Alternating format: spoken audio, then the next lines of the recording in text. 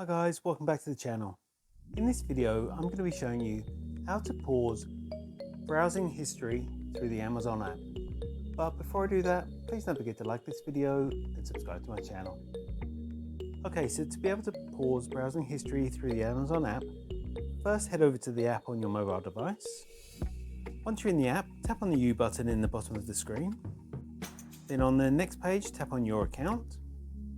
Next, scroll down till you get to personalized content, and then tap on your recently viewed items. And here it shows your full browsing history of all the items that you've looked at recently. If you want to pause Amazon from saving your browsing history, tap on the Manage History button at the top of the screen. And here you can just toggle on or off browsing history. So if you turn off your browsing history, new items you view will not show on this page and your recent searches will not appear in the search bar. Amazon will also stop using your browsing history for personalization. This can make some recommendations for you less relevant. So if you're happy with that, just tap on the yellow button that says turn off and your browsing history will then be paused. And that's all it takes to pause your browsing history through the Amazon app.